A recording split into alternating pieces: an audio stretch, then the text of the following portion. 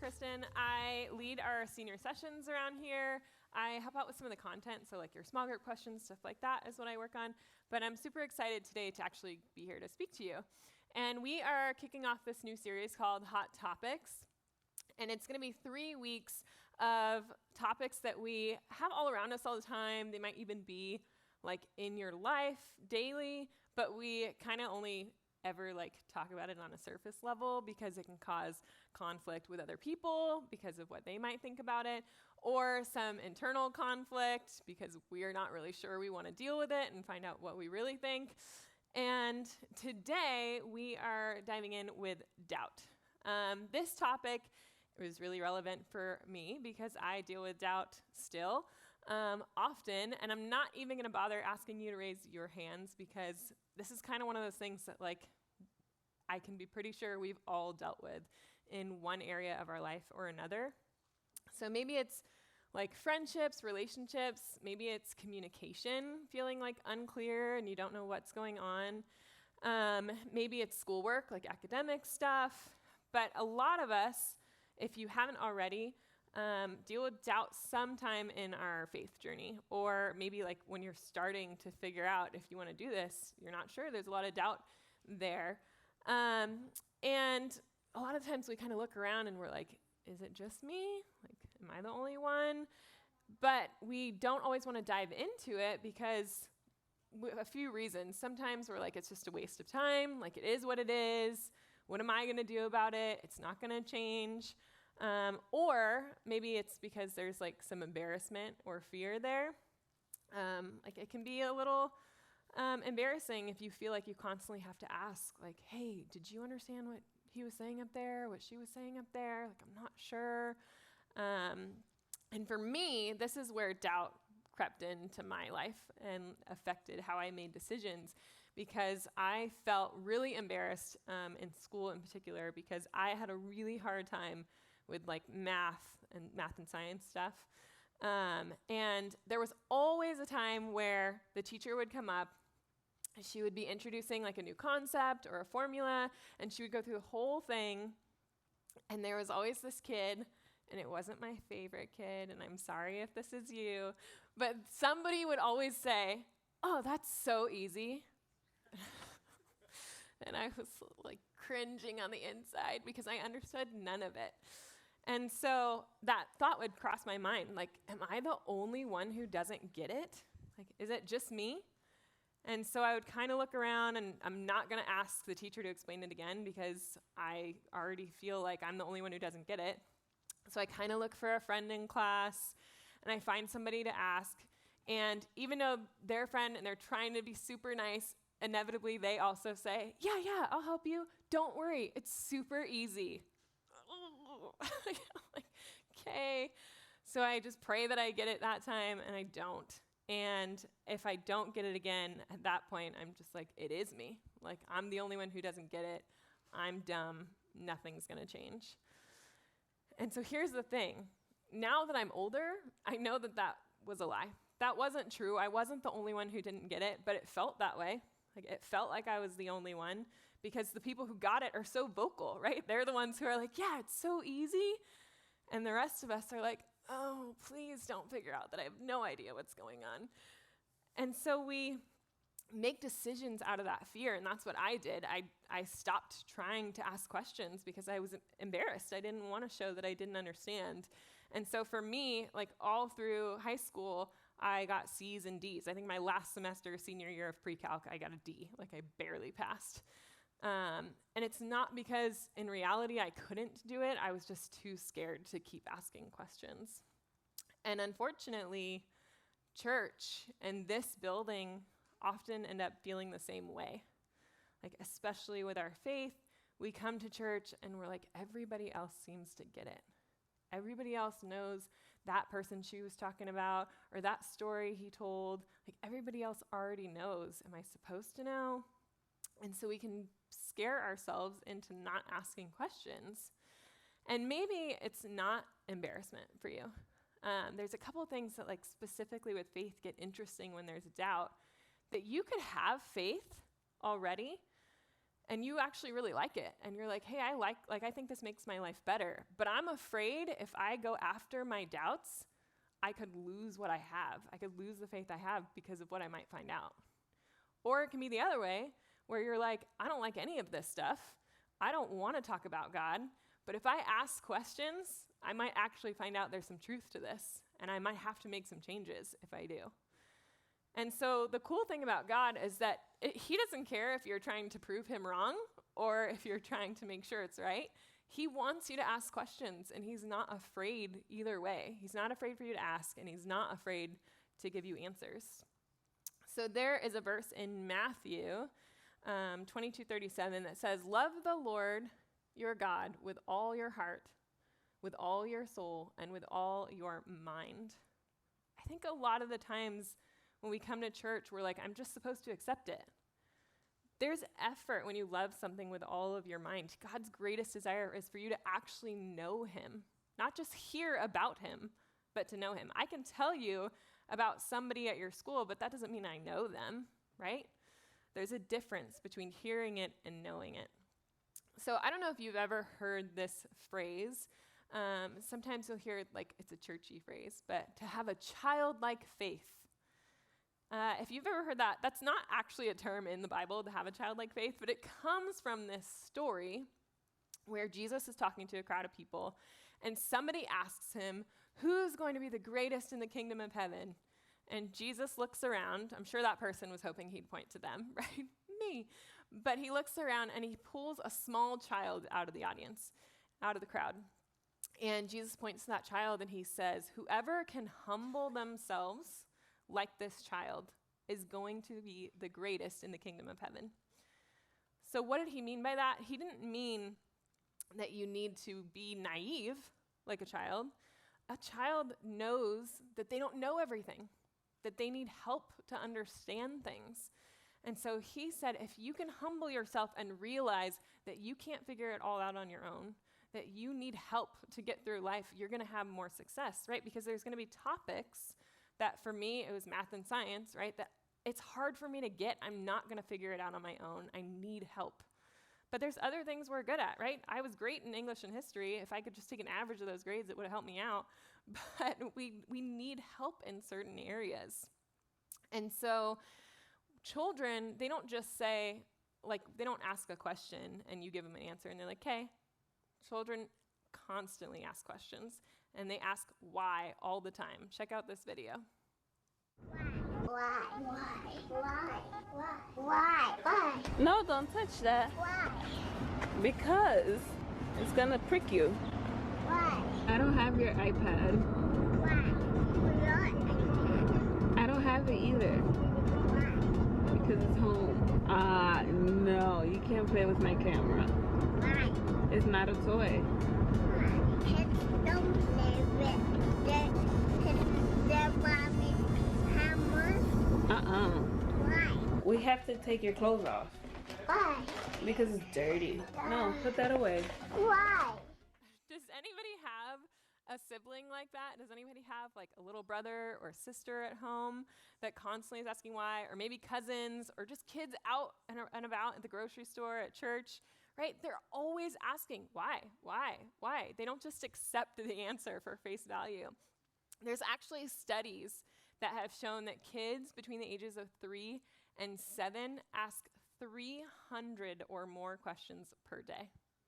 300 questions a day.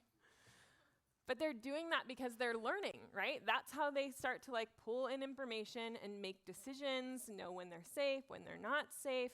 They have to ask why.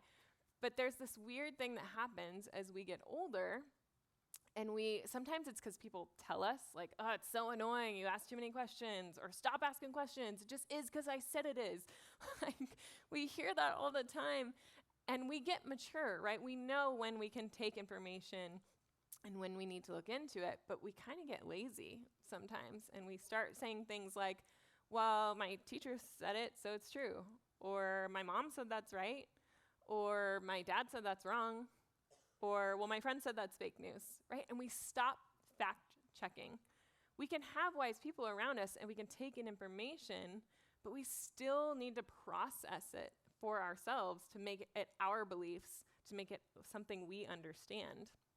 And so the thing is that when we say that, stuff like that you believe your teacher just because they said it, right? You hope that most of the information they have is correct, and it probably is, but we can still get down to the roots so that we have a better understanding. And the reason that we do that is that so we don't end up having groups of people that we're looking at them and they're like, oh, well, they all think that's dumb, so I guess it's dumb. And then we stop pursuing our own questions and our own doubts and growing into an individual person that God created you to be. And you're just mimicking them, right? You're just becoming copies of the people before you. And you're really just banking on like, well, I hope they actually know what they're talking about, but I'm not taking the time to look into it. So if we can have a mature faith, we find people that have wisdom and we take that in and then we process it through our own minds. And here's the thing. If you're still a little afraid to be asking why, God gave you a resource called the Bible where he literally flips the script, right? Which he does all the time. And he says, here's a story. You want to know why I did it? Keep reading. Here's another story. You want to know about my character? Keep reading. Like, he will ask you, and the answers are right there. So faith isn't something that you just uncritically accept, right? You don't just accept information, and that's called faith. Faith is when you continue to search for God through questions and through doubt.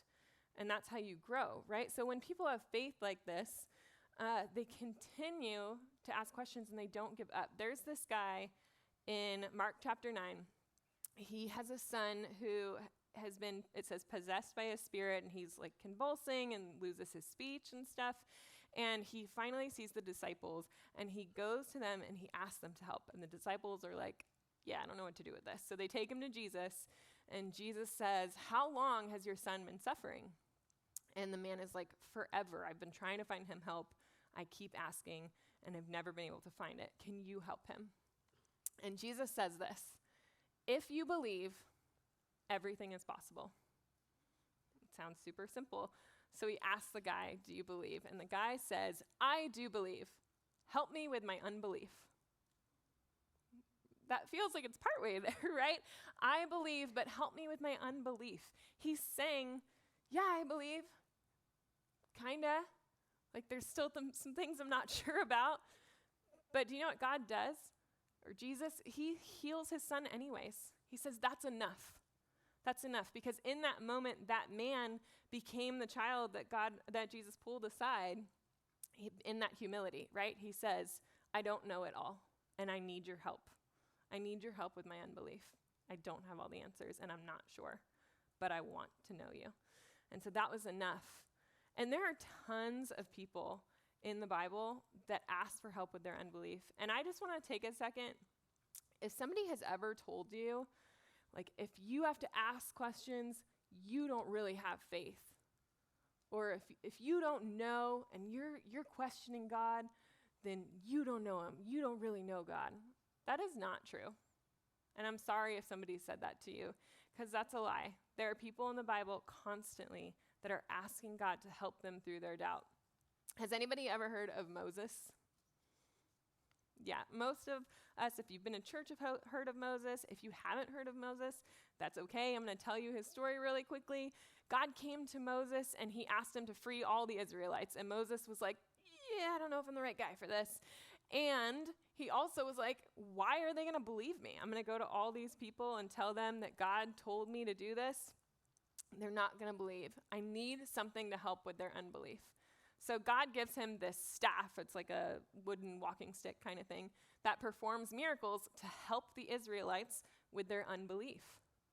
There's another guy, Gideon, that God goes to, and he's like, hey, I need you to lead an army, and you're going to go out, and you're going to win, I promise. But Gideon's like literally physically small. He's young. He's like, I'm not sure.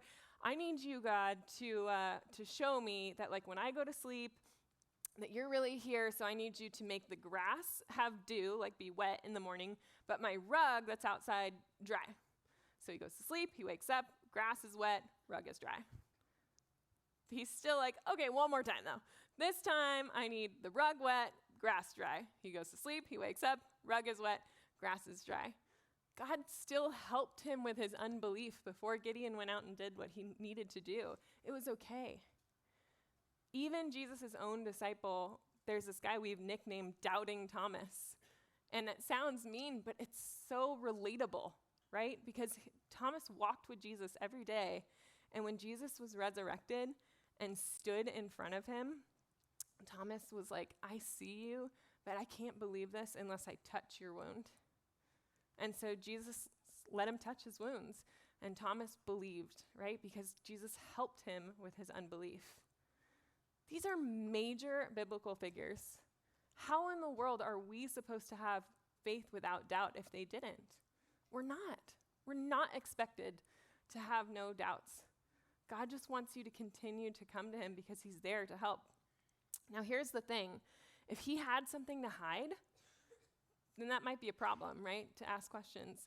But it says in John 14:6, this is from Jesus, he says, I am the way and the truth and the life.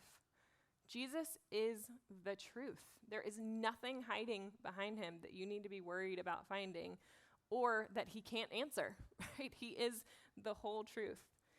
And so a good Christian, right, isn't one who believes without asking questions. It's somebody who continues to love the Lord with all of their mind. Just to give you an example, when you fall in love with somebody, you don't just see them and really have a deep love for them. You ask questions about each other to get to know each other, and that's when you decide, I like them or I don't, and then it turns into love. It's the same with a relationship with God. There has to be questions. You have to get to know him to actually be able to love God with all of your mind. So there's no danger in asking God questions, but there is danger in not asking questions because there is an enemy in the world that is going to make it very easy for you to accept quick answers. His name is Satan, and he speaks in two ways. He speaks in lies and half-truths. And a half-truth is exactly what it sounds like. It's half the truth and half a lie. And we've probably all done these. We call them white lies sometimes, or like it's when you tell your parents that you went to so-and-so's house and you hung out, but you leave out the part where you went and teepeed somebody else's house. You told them half the truth, but you didn't tell them all the truth. And it's really easy to believe those half lies. But that's how Satan talks to us. So he's like, yeah, don't bother looking into that. Don't ask somebody else. It's fine. Here's the answer. That's what he wants you to take the easy way. And that's why so many groups of people will just end up being copies of each other because they're not asking questions anymore. They're just taking the easy way. God will give us a sign that says, right, when we're looking for a way, he'll give us a sign that says hope and redemption. Satan will give us a sign that says fear and disappointment. Right? When you're looking for answers, you can find this one very easily because Satan's going to go like this and put it as close to your face as possible. But God, it's not that he doesn't love you, so he's not going to make it easy, but he's right here and he's unchanging and he wants you to choose. That's how much he loves you. He's not going to push it in your face.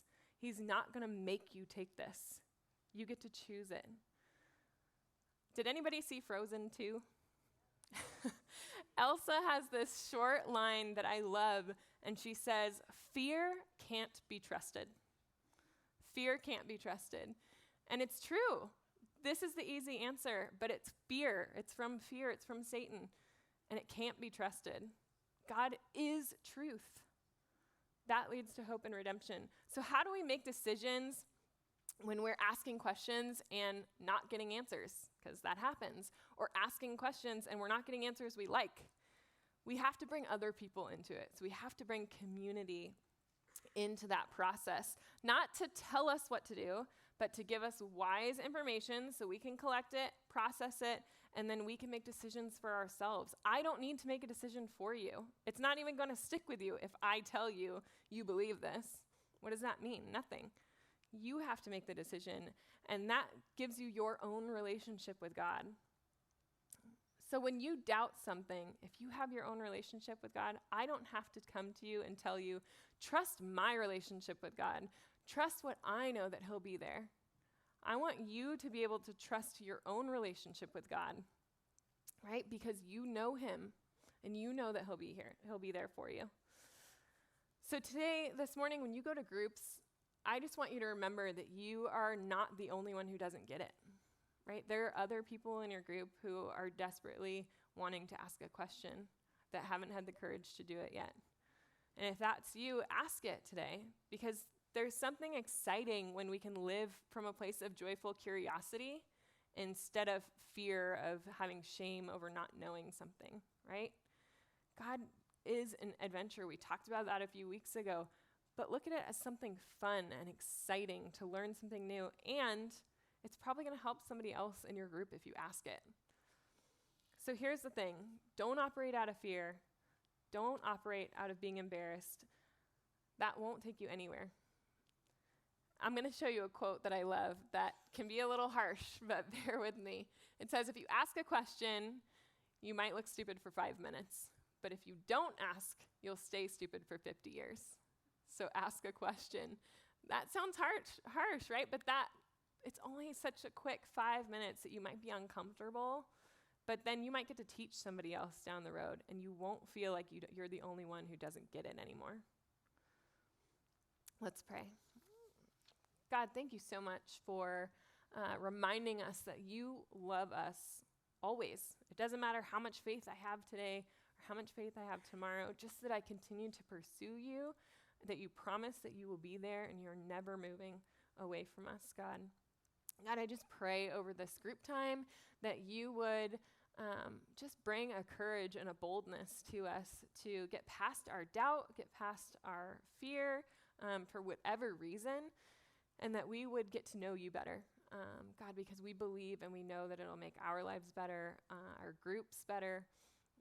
God, and I just pray that you bless that time. In Jesus' name I pray. Amen.